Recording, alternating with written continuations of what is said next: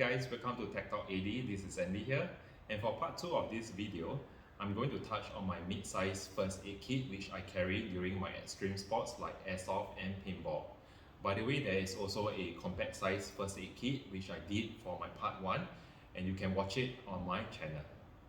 Yes, so when we talk about emergencies and accident situations that are unplanned, right? So I think it is always very important that you should have a form of first aid with you. What happens if, let's say, you get yourself, into a minor accident, you fall, you trip, then who is going to be there to really help you, before the ambulance arrive, to give you the proper recovery or the proper first aid? Please carry along with you at least a form of first aid. Okay, so this is the second kit that I use for my airsoft and my paintball game. Let me show you what I have in this kit, right?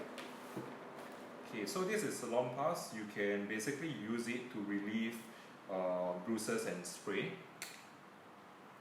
You just spray onto the affected area. Right, this is Salon Pass. It really soothes the pain. What I have here, this is the iodine solution. Right, this is a wound disinfectant. Exactly what I have showed you earlier. This is a smaller bottle that I have transferred over. Okay, and some cotton wools, earbuds.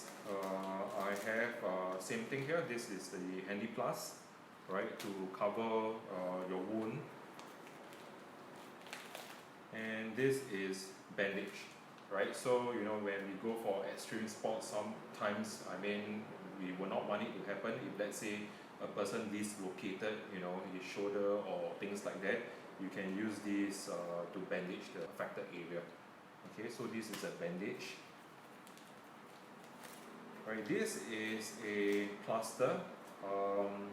Probably what you can do in an event, if let's say the infected area, let's say the wound area is pretty huge, you can use plasters like this and cut into the exact size whereby you require to actually cover up the wound.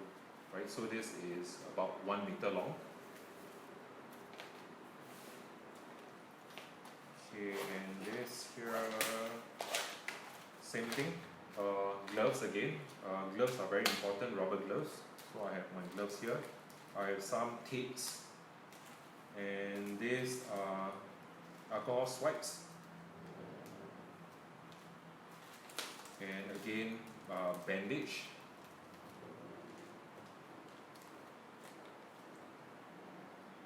And these are the sodium chloride. Same thing, if let's say you need to wash the infected area, you can use the sodium chloride to wash it on.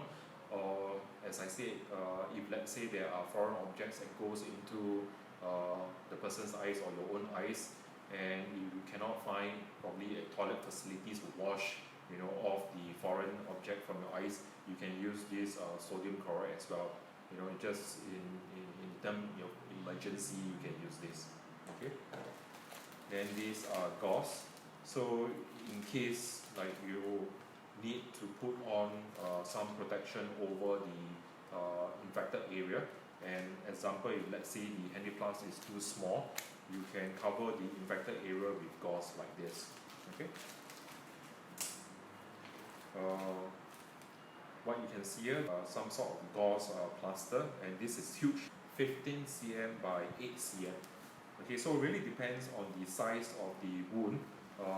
You go and choose the type of gauze or even the plaster that you need to cover the wound size. And I have some metal tweezers here. This is actually just in case you need to remove certain foreign object from the wound area.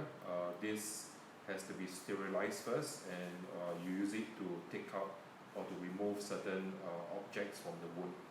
Okay, you need to do it very slowly and safely. I have a scissors here just in case that you need to cut open the clothes of the person that you are rendering first aid to. So always have a scissors. The scissors is to help you to remove the clothing area, so therefore you can gain access directly to the wounded area. Hey guys, I've come to the end of this session. If you like this video, do subscribe to us and take care and stay safe.